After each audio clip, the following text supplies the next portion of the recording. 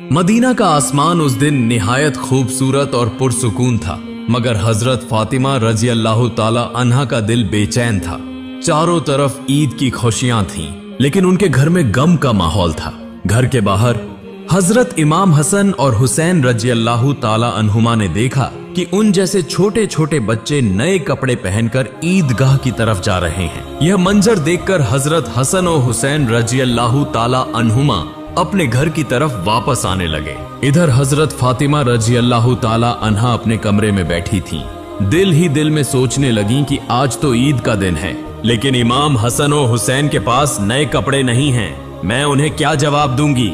ये सोचकर माँ फातिमा का दिल जैसे रोने लगा। उसी वक्त हजरत हसन और हुसैन रजी अल्लाह ताला अन्हुमा घर के अंदर दाखिल हुए और कहा, उम्मी जान, सब बच्चे नए कपड़े पहनकर ईदगाह जा रहे हैं, हमारे नए कपड़े कहाँ हैं? तब हजरत फातिमा रजी अल्लाह ताला अन्हा ने नरमी से कहा, तुम दोनों गौस्ल करके आओ, फिर नए कपड़े पहनकर ईदगाह जाना। जब हजरत हसन और हुसैन रजी अल्लाह ताला अन्हुमा गौस्ल करने चले गए, उस वक्त हजरत फातिमा रजी अल्लाह ताला अन्हा ने 2 रकात नमाज अदा की और अल्लाह ताला से दुआ मांगने लगी। है अल्लाह, तू गफूर और रहीम है, रहमान और रहीम है।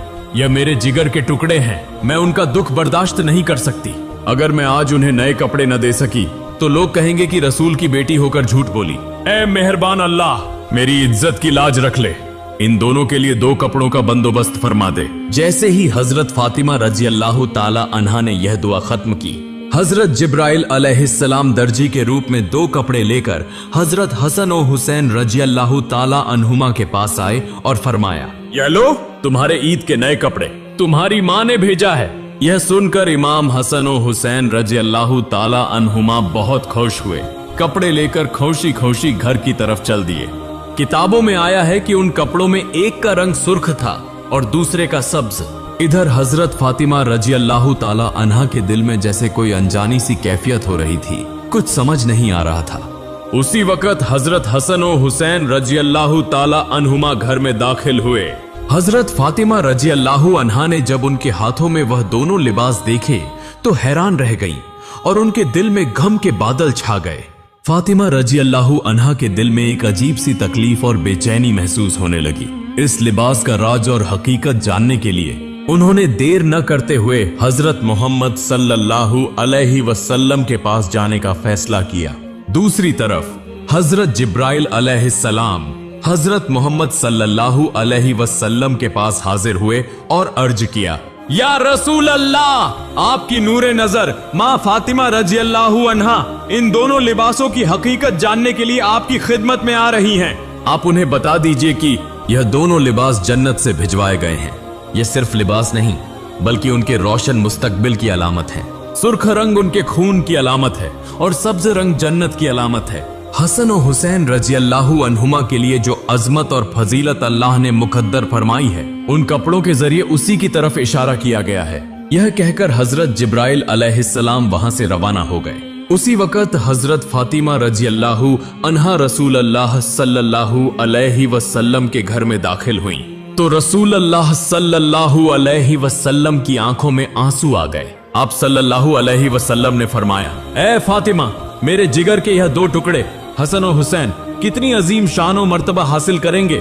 आज अल्लाह ताला ने उसकी एक झलक तुम्हें दिखा दी है। फातिमा, तुम्हारे बेटों के लिए यह दुनिया इम्तिहान भी है और फजीलत भी। फिर हजरत मोहम्मद सल्लल्लाहु अलैहि वसल्लम ने अल्लाह ताला से दुआ की और अर्ज किया, ए अल्लाह, इसके बदले में तू मेरी उम्मत को नजात अता फरमा। यह बात सुनते ही हजरत फातिमा रजी अल्लाह अन्हा अपनी आंखों के आंसू रोक न सकी और मुस्तकबिल के ख्याल से उनका दिल गम से बोझिल हो गया। उसी तरह साल दर साल गुजरते गए। इमाम हसन और इमाम हुसैन रजी अल्लाह अन्हुमा बड़े होने लगे। एक एक करके रसूल अल्लाह सल्लल्लाहु अलैहि वसल्लम, हजरत फातिमा रजी अल्लाह अन्हा और चारों खुलफा भी इस दुनिया से रुखसत हो गए। यूं कई बरस बीत गए। इस जमाने में रियासत का सरबराह था अमीर मुआविया, उसका बेटा था यजीद। जब मुआविया जियाफ्ती की उम्र को पहुंचा तब यजीद ने साजिशें शुरू कर दी कि किस तरह रियासत का सरबराह बना जाए। इधर नाइंसाफी के साथ यजीद को रियासत का हुक्मरान बना दिया गया। लेकिन रसूल अल्लाह सल्लल्लाहु अलैहि वसल्लम की मोहब्बत और उनके तरीके से दूर होने की वजह से कोई भी यजीद को दिल से पसंद नहीं करता था, न ही उसे हुक्मरान मानता था। लोग कहने लगे, हम यजीद को नहीं मानते, हुसैन ही हमारी उम्मीद की करण है, हम हुसैन के साथ रहना चाहते हैं। यजीद ने जुल्म और जबर के जरिए आम लोगों पर तशद्दुद किया, कत्ल की धमकियां दी और खुद को जबरदस्ती हुक्मरान बना लिया। एक दिन यजीद सोचने लगा, अगर ऐसे ही चलता रहा तो मैं कभी मुल्क का असल सरबराह नहीं बन सकूंगा। चाहे कुछ भी हो जाए, मुझे हसन और हुसैन को खत्म करना होगा। यही मेरे रास्ते की सबसे बड़ी रुकावट है। असल में यजीद करदार से गिरा हुआ, बेरहम और इक्तेदार के लालच में अंधा हो चुका था। एक दिन यजीद ने कूफा के गवर्नर इब्ने जियाद को बुलाकर कहा, तुम कूफा के गवर्नर हो, हुसैन को किसी भी सूरत कूफा ले आओ, क्योंकि मदीना में उन्हें कत्ल नहीं किया जा सकता। तुम किसी भी तदबीर से उन्हें कूफा बुला लो, वरना हम कुछ भी नहीं कर सकेंगे। तुम उन्हें एक खत लिखो और कहो कि यजीद के हाथ पर बैत करनी होगी। फिर उन्होंने मदीना की तरफ खत भेजने शुरू कर दिए। इस तरह जब 40,000 खत मदीना पहुंच गए, तब मदीना के बुजुर्ग उलमाए दीन और इमाम हुसैन रजियल्लाहु अन्ह ने एक अहम मशवरती नशिस्त रखी। इमाम हुसैन रजियल्लाहु अन्ह ने फरमाया, मैं कूफा जाना चाहता हूँ, वहाँ के बहुत से लोग मेरा इंतजार कर रहे हैं। तब वहाँ मौजूद एक मुआज्ज शख्स ने कहा, हुसैन तुम कूफा मत जाओ, क्योंकि वहाँ का माहौल अच्छा नहीं है। वहाँ पहले ही बहुत सी पेचीदगियां पैदा हो चुकी हैं। अभी तक हम हसन रजियल्लाहु अन्ह की तकलीफ को नहीं भूल सके, बल्कि कूफा जाने से पहले हम में से किसी को वहां भेजा जाए। अगर उसकी तरफ से अच्छी खबर आए तब तुम जाना। इमाम हुसैन रजियल्लाहु अन्ह ने फरमाया, ठीक है, ऐसा ही हो। तो फिर आप लोग बताइए कौन जाएगा वहां? वहां बहुत से लोग मौजूद थे, मगर कोई भी कूफा जाने को तैयार न हुआ।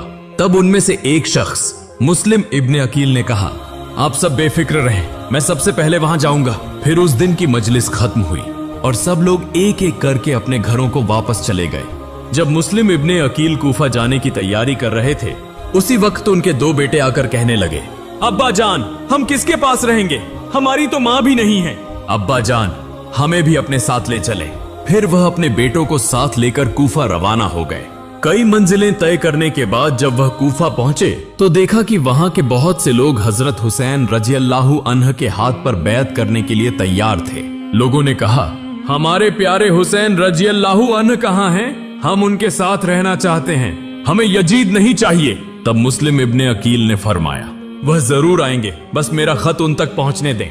कूफा के लोगों की हजरत हुसैन रजियल्लाहु अन्ह से वालिहाना मोहब्बत और वफादारी देखकर मुस्लिम इब्ने अकील ने हजरत हुसैन रजियल्लाहु अन्ह को तफसील से एक खत लिखा और उन्हें कूफा आने की दावत दी। बाद में एक शख्स वह खत लेकर हजरत हुसैन रजियल्लाहु अन्ह के पास मदीना पहुंचा। खत मिलते ही हजरत हुसैन रजियल्लाहु अन्ह ने ताखीर न की और अपने 72 जानिसार साथियों के साथ कूफा की जानिब रवाना हो गए।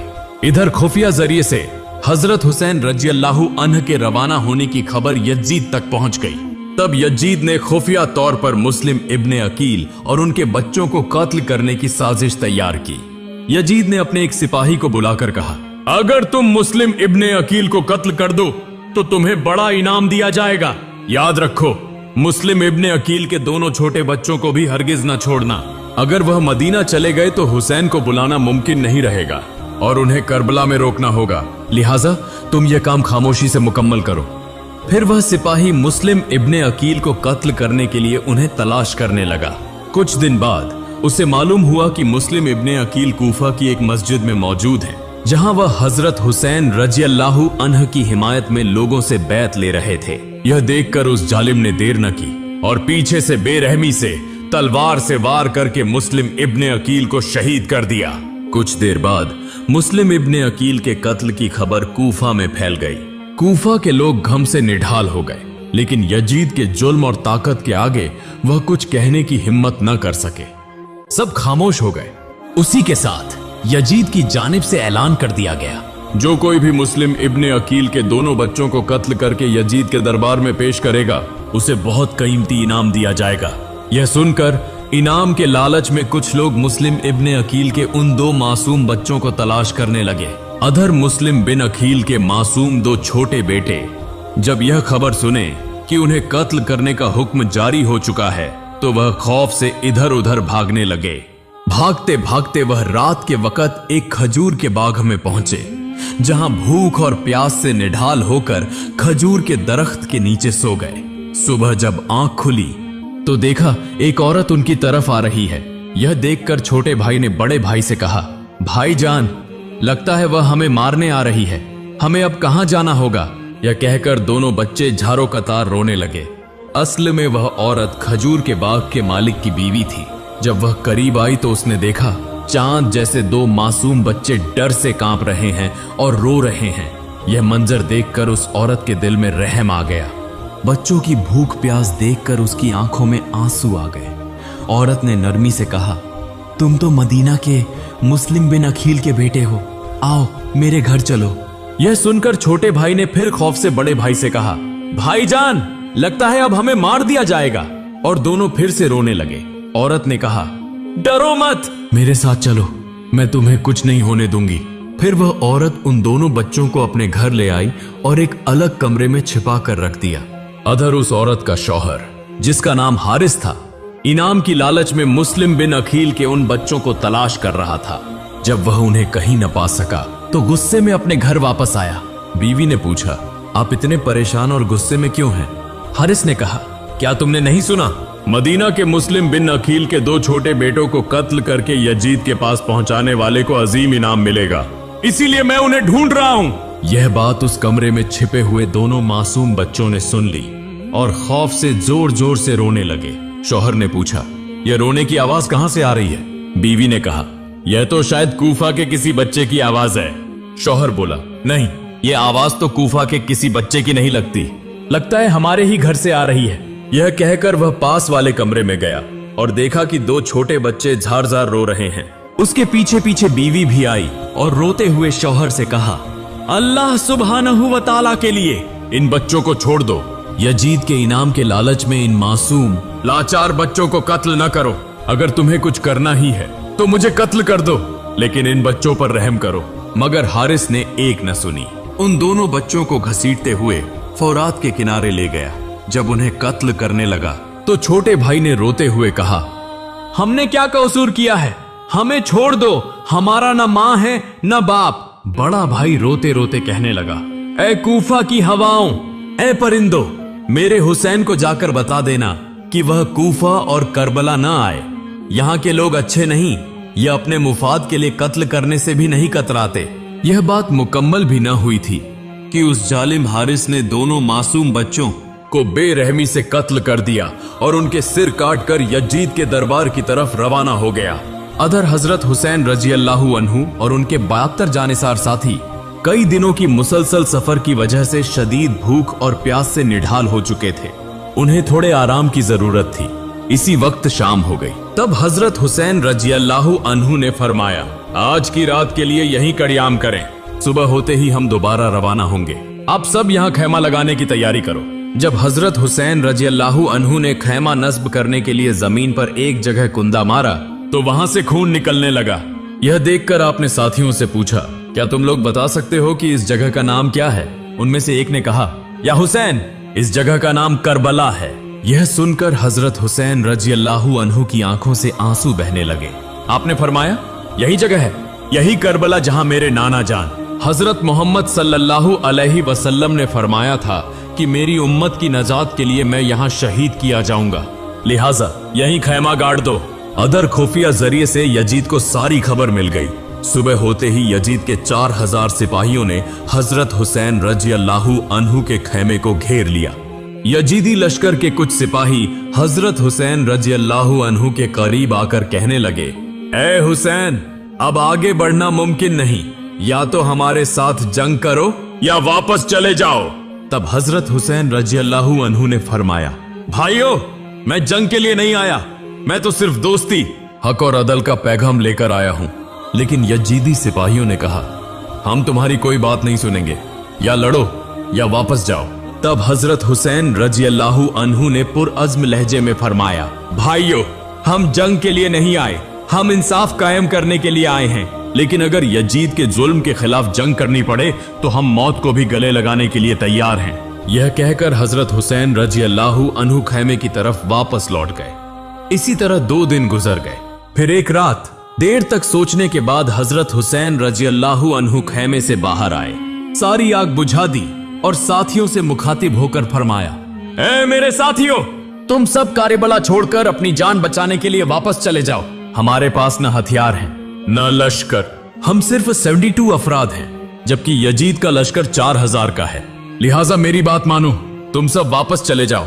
मैं अकेला यजीद के खिलाफ जंग लड़ूंगा और शहीद हो जाऊंगा, लेकिन नाना जान का दीन, इस्लाम और उसके उसूल कभी खत्म न होने दूंगा। यह कहकर जब आपने पीछे मुड़कर देखा तो कोई भी खैमे से नहीं गया था। सब झारो कतार रो रहे थे और सब ने यक जबान होकर कहा, या हुसैन, हम सब आपके साथ हैं, जरूरत पड़े तो यजीद के खिलाफ जंग करके शहादत कबूल करेंगे, फिर भी हम आपको कभी तन्हा नहीं छोड़ेंगे। अगले दिन सुबह हजरत हुसैन रजी अल्लाहु ताला अन्हु की जौजा आपके पास आई और अर्ज करने लगी, जाने मन, आपके छोटे से 6 महीने के बेटे को पिछले 3 दिनों से न खाना मिला न पानी, वह भूख और प्यास से निढाल हो चुका है। बराह ए करीम, उसके लिए थोड़ा सा पानी ले आइए। तब हजरत हुसैन रजी अल्लाहु ताला अन्हु ने अपने छोटे मासूम बेटे हजरत अली असगर को गोद में लिया और उसके लिए पानी मांगने दुश्मन की जानिब बढ़ने लगे। जब आप वहां पहुंचे तो देखा यजीद के सिपाहियों ने फुरात का पानी बंद कर दिया है। यह देखकर हजरत हुसैन रजी अल्लाहु अन्हु ने बड़ी नरमी से फरियाद की, बराह ए करीम, इस मासूम बच्चे को एक कतरा पानी दे दो, प्यास से मेरे बच्चे का गला सूख चुका है। अगर तुम्हें इंतकाम लेना है तो हमसे लो, यह नन्हा सा बच्चा तो बेकसूर है, तुम्हारे भी तो ऐसे ही बच्चे होंगे। अल्लाह सुब्हानहू व ताला के वास्ते मेरी यह छोटी सी दरख्वास्त कबूल कर लो। लेकिन उन संगदिल यजीदी सिपाहियों के दिलों में जर्रा बराबर भी रहम न आया। पानी देने के बजाय पीछे से एक जहरीला तीर मारा गया, जो हजरत अली असगर के नन्हे से जिस्म में पीछे से घुसकर सामने से निकल गया। यह मंजर देखकर हजरत हुसैन रजी अल्लाहु ताला अन्हु की आंखों से आंसू जारी हो गए। अब रोते रोते खैमे की तरफ वापस आए। खैमे के पास आकर अपनी जौजा से कहा, ये लो तुम्हारे कलेजे का टुकड़ा, तुम्हारी आंखों का नूर। इसकी प्यास उन्होंने हमेशा के लिए मिटा दी है, अब यह दुनिया में कभी पानी नहीं मांगेगा। यह सुनकर खैमे में मौजूद सब लोग आंसू न रोक सके, सब झारो कतार रोने लगे। माँ ने बच्चे को गोद में लेकर चीख चीख कर रोना शुरू कर दिया और आसमान की तरफ हाथ उठाकर दुआएं करने लगी, ऐ मेरे रब, ऐ रहीम व करीम, यह कैसा इंसाफ है, जिस नबी के सदके में तूने कायनात बनाई, उसी नबी की उम्मत को पानी भी नसीब नहीं। ऐ अल्लाह सुब्हानहू व ताला, मैं यह दर्द कैसे बर्दाश्त करूं। अदर, उनके जवान बेटे हजरत अली अकबर रजी अल्लाहु अन्हु यह दिल दहला देने वाली चीखें सुनकर फौरन खैमे के पास पहुंचे और जब अली असगर की लाश देखी तो बर्दाश्त न कर सके। आपने खून अपने हाथों पर लिया और पुकार कर फरमाया, मैं इन यजीदियों को कभी माफ नहीं करूंगा, मैं इन सबको खत्म कर दूंगा। यह कहकर आप मैदान जंग की तरफ निकल गए और जबरदस्त जंग का आगाज हुआ। कुछ देर बाद जंग के दौरान शदीद प्यास की शिद्दत से हजरत अली अकबर रजी अल्लाहु अन्हु कमजोर हो गए, चलने की ताकत न रही। पानी की उम्मीद में खैमे की तरफ लौटे और कहा, अम्मी जान, अम्मी, मुझे एक घूंट पानी दे दो, मैं और नहीं चल सकता, मुझे पानी दो, मैं वादा करता हूँ करबला के यजीदी लश्कर को खत्म कर दूंगा। तब माँ की आंखों से आंसू बहने लगे और रोकर बोली, मेरे दिल के टुकड़े अली अकबर, अगर हमारे पास पानी होता तो तुम्हारा छोटा भाई अली असगर तीर खाकर शहीद ना होता। यह सुनकर अली अकबर रजी अल्लाहु अन्हु मां के कदमों में सलाम करके बोले, अम्मी जान, मुझे रुखसत दें, हमारी मुलाकात अब हश्र के मैदान में होगी। फिर वह जंग के लिए निकल पड़े। खैमे में मौजूद तमाम खवातीन झारो कतार रोने लगी, क्योंकि अब उनमें से अक्सर के शौहर, बेटे और भाई एक एक करके यजीदियों के हाथों शहीद हो चुके थे। अब खैमे में बस चंद लोग ही बाकी थे और सब दिल में यही सोच रहे थे कि अब हम क्या करें। फिर भी उनकी आंखों के आंसू थम न सके। एक मौका ऐसा आया कि जालिम और सफाक यजीदी लश्कर ने एक एक करके सबको शहीद कर डाला। अब सिर्फ 2 हस्तियां बाकी रह गईं, हजरत इमाम हुसैन रजी अल्लाहु ताला अन्हु और उनके बेटे हजरत जैनुल आबिदीन रहमतुल्लाह अलैह, जो शदीद भूख, प्यास और कमजोरी की वजह से खैमे में निढाल पड़े थे। तब जैनुल आबिदीन रोते हुए बोले, अब्बा जान, आप मत जाइए, मैं मैदाने जंग में जाऊंगा। हजरत हुसैन रजी अल्लाहु ताला अन्हु ने मोहब्बत भरी निगाहों से बेटे को देखा और फरमाया, बेटे, अगर तुम भी चले गए तो रसूलुल्लाह सल्लल्लाहु अलैहि वसल्लम की नस्ल का चिराग कौन रोशन करेगा। यह कहकर आप जैनुल आबिदीन को खेमे में छोड़कर अकेला ही मैदान करबला की तरफ रवाना हो गए यजीद के हजारों फौजियों के खिलाफ। हजरत हुसैन रजियल्लाहु अन्हु अकेला ही दुश्मन के सिपाहियों पर टूट पड़े और एक के बाद एक दुश्मन को जहन्नम वासिल करने लगे। उनका जज्बा, उनका हौसला देखकर यजीदी सिपाहियों में खौफ फैल गया। उनमें से एक सिपाही चीख कर बोला, अगर हम इसी तरह सामने से हुसैन के साथ लड़ते रहे तो वह हमें सबको अकेला ही खत्म कर देंगे। हमें चालाकी से काम लेना होगा। उसे सामने से नहीं, पीछे से वार करके शहीद करना होगा। चुनांचे उन्होंने साजिश रची। अधर हजरत हुसैन रजियल्लाहु अन्हु शदीद प्यास और थकान की हालत में बेहाल हो गए थे। जिस्म में ताकत न रही थी, प्यास से गला सूख गया था। आप पानी की तरफ बढ़े, फुरात के करीब पहुंचे। जब आपने हाथ में पानी लिया और जैसे ही पीने लगे, अचानक अली असगर की प्यास याद आ गई, अली अकबर की ललकार और उन बदतर जानिसार साथियों का चेहरा आंखों के सामने आ गया जिन्होंने पानी की एक बूंद के बगैर जान दे दी थी। आपके हाथ कांपने लगे, आंखों से आंसू बहने लगे और आप रोते हुए कहने लगे, ऐ मेरे रब, मेरे नाना जान मोहम्मद सल्लल्लाहु अलैहि वसल्लम वह हस्ती हैं जिनके सदक़े में तूने कायनात बनाई और आज उनके नवासे प्यास से तड़प रहे हैं। ये कैसा इंसाफ है।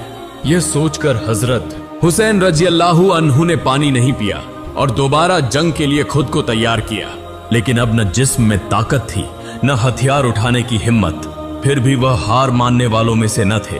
वह घोड़े पर सवार होने लगे, मगर कमजोरी के बाइस जमीन पर गिर पड़े। दूर से यजीदी फौजियों ने यह मंजर देखा कि हुसैन रजियल्लाहु अन्हु अब दोबारा खड़े नहीं हो पा रहे।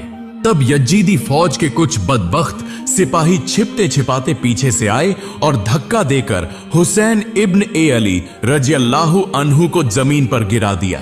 तब हजरत हुसैन रजियल्लाहु ताला अन्हु ने फरमाया, मेरे अजीज भाइयों, मुझे 2 रकात नमाज पढ़ने की इजाजत दें, फिर मैं दोबारा जंग करूंगा। यजीदी लश्कर यह सुनकर खुश हो गया, क्योंकि वह जानते थे कि नबी सल्लल्लाहु अलैहि वसल्लम के नवासे कभी नमाज तर्क नहीं करेंगे और वह उसी लम्हे में अपना वार करेंगे। फिर हजरत हुसैन रजियल्लाहु ताला अन्हु किबला रुख होकर नमाज में मशगूल हो गए। अधर यजीदी सिपाहियों ने चारों तरफ से घेरा डाल दिया। जब आप नमाज में मशगूल थे, उसी हालत में जालिम व जाबिर यजीदी फौजियों ने पीछे से एक साथ 72 जहरीले तीर हजरत हुसैन रजियल्लाहु ताला अन्हु पर बरसाए। तीर आपके जिस्म मुबारक में पीछे से दाखिल होकर सामने से निकलते गए, लेकिन सुभान अल्लाह, हजरत हुसैन रजियल्लाहु अन्हु ने नमाज नहीं तोड़ी। फिर उन जालिमों ने एक बार फिर मजीद तीरों की बारिश की। जब आपने सलाम फेरा तो जिस्म जख्मियों से छलनी हो चुका था, खून जमीन पर बह रहा था और आपके जिस्म में उठने की ताकत बाकी न रही। बाल आखिर आपने आंखों से आंसू बहाते हुए धीमी आवाज में रोते रोते फरमाया, ऐ जमीन देख, हक की खातिर इंसाफ की राह में मेरा सारा कुनबा शहीद हो चुका है, लेकिन याद रखो, इस्लाम को मिटाया नहीं जा सकता।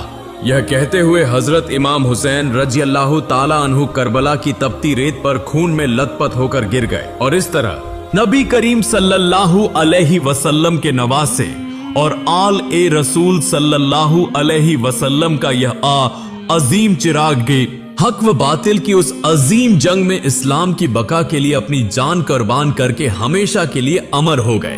प्यारे दोस्तों, करबला की शहादत सिर्फ एक जंग नहीं थी, बल्कि यह हक व बातिल की हमेशा की लड़ाई है। हजरत हुसैन और उनके साथियों की कुर्बानी इंसानियत की तारीख का वह अनमोल बाब है जो हमें सिखाता है, सच्चाई के रास्ते पर चाहे जान भी चली जाए, लेकिन बातिल के आगे सर नहीं झुकाना चाहिए। हम सबको चाहिए कि नबी करीम सल्लल्लाहु अलैहि वसल्लम और उनके अहले बैत के नक्शे कदम पर चलें, उन जैसे इखलास, अदल और सब्र की जिंदगी अपनाएं। अल्लाह सुब्हानहू व ताला हनीफा सबको उनकी सच्ची मोहब्बत और उनके अखलाक पर चलने की तौफीक अता फरमाए। आमीन।